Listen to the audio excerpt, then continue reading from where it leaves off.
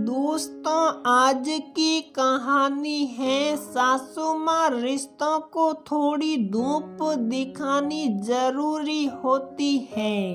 दोस्तों, कहानी शुरू करने से पहले अगर आपने हमारे चैनल को सब्सक्राइब नहीं किया है तो सब्सक्राइब कर लीजिए ताकि आपके पास पहुंचे हर नया वीडियो।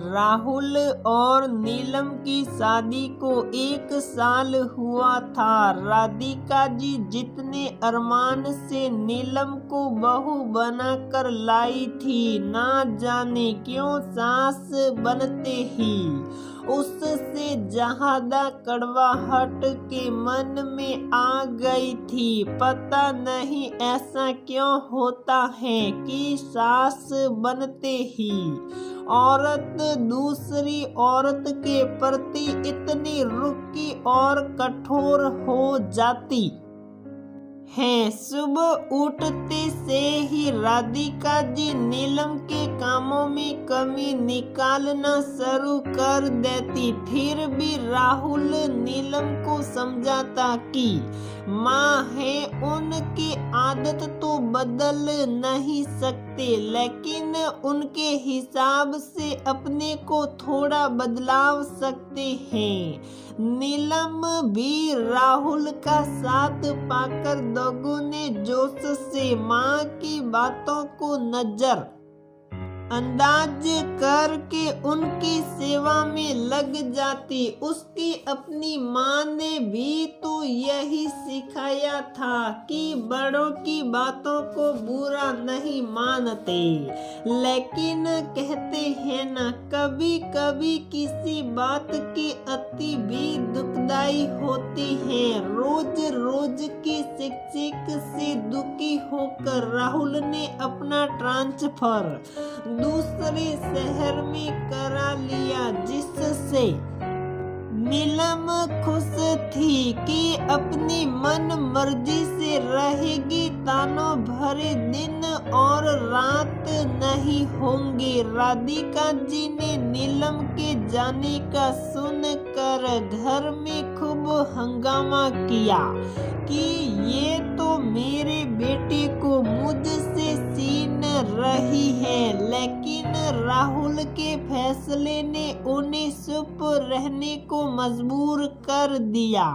दूर जाकर कुछ दिन तो नीलम के घर को जमाने में निकल गए। अब जिंदगी पटरी पर आ रही थी। काम खत्म होने के बाद नीलम को खाली खाली लगता, कोई पास में बोलने वाला नहीं होता। राहुल भी तो ऑफिस में होता था। अब उसे अपनी सासू माँ की याद आने लगी। भले ही ताने देती थी, लेकिन एक माँ की तरह ध्यान भी रखती थी। घर की जिम्मेदारी उन्होंने ही ले रखी थी। राहुल भी कभी वक्त बेवक्त आता तो उसके साथ बैठकर इंतजार भी करती, और कभी उसकी तबीयत खराब होती तो खाना भी सासू माँ ही परोस देती। हमेशा अपनी पसंद की साड़ी पहनने को मजबूर करती, लेकिन उसका भी एक सुकून था। कहीं भी उसे ये सुनना नहीं पड़ा कि क्या पहनकर आई हैं। शायद उन्होंने मुझसे ज्यादा दुनिया देखी थी तो अपने अनुभव से ही मुझे सिखाने की कोशिश कर रही थी। हाँ, उनका तरीका गलत था, लेकिन अब तो उनकी कमी बहुत खल रही है। उधर राधिका जी भी बहुत परेशान थी। अब किसे कुछ कहे, चुप साप अपना दोनों का खाना बनाया और खाकर सो जाओ। अब उनका सत्संग जाने का भी मन नहीं करता था। अब तो एक गिलास पानी भी पीना है तो खुद पियो। कोई साथ में बैठकर दो बात करने वाला नहीं है क्या? इस तरह अकेले रहने के लिए ही बहू लाई थी। शायद जब सास बहू को एक दूसरे की आदत हो जाती है तो भले ही सामने से लड़ाई होती हो, लेकिन अंदर ही अंदर प्यार भी जन्म ले लेता है, जिसका एहसास साथ रहते हुए नहीं होता, दूर होकर होता है। एक दिन जब राधिका जी से अकेलापन बिल्कुल सहन नहीं हुआ तो उन्होंने नीलम को फोन किया। अरे बहू, अकेले अकेले जीने के मजे ले लिए हो तो किसी दिन इस बुढ़िया की भी खबर ले लेती। एक तो मेरे बेटा को मुझसे दूर कर दिया और खुद भी मुझे अकेला छोड़कर चली गई।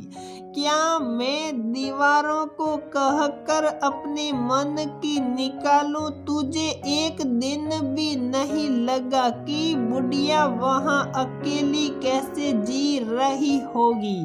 कहते कहते राधिका जी की आंखों से आंसू बहने लगे। सासू माँ की आवाज सुनकर नीलम की आंख से भी आंसू निकल आए। माँ, आपकी बहुत कमी महसूस हो रही है। यहाँ आकर माँ के प्यार को तरस गई हूँ। आप यही आ जाओ हमारे पास, एक साथ ही रहेंगे ना। बहू वहाँ तो नहीं आ सकते, यहाँ तुम्हारे ससुर जी का भी काम है। तुम्हें मेरी याद आई, यही बहुत है। मुझसे फोन पर बात कर लिया कर। हम दोनों दूर हुए तो एक दूसरे की कमी हमें खलने लगी और ये दूरियां हमें नजदीक ले आई। पास रहकर हमें एक दूसरे की वैल्यू हम नहीं आ रही थी। हम दूर रहकर नजदीक हैं, वो ज्यादा अच्छा है। कम से कम हमारे मन में एक दूसरे के लिए सम्मान और प्यार तो बढ़ गया, जो साथ रहकर नहीं हो पा रहा था। कभी कभी रिश्तों को मजबूत करने के लिए दूरियां जरूरी हो जाती हैं। मौका मिलते ही मैं जरूर आऊंगी। राधिका जी का दर्द सलका। सासू माँ, आप सही कह रही हो। दूर होकर हमारे गीले शिकवे मिट गए और हम नजदीक आ गए। रिश्तों को थोड़ी धूप दिखानी जरूरी होती है। मैं जल्दी ही आपसे मिलने आऊंगी। कमरे के बाहर खड़ा राहुल फोन पर चल रही बात सुन रहा था। उसे तसल्ली थी कि अपने ट्रांसफर का, उसका और उसके पापा का फैसला काम कर गया था, जो सास बहू को करीब ले आया था। दोस्तों, अधिकतर ऐसा ही होता है। कोई भी रिश्ते हो, अगर समय समय पर उन रिश्तों को धूप ना दिखाई जाए तो रिश्ते बेमानी लगने लगते हैं, जिससे उनमें बसा प्यार और मान सम्मान भी खत्म होने लगता है।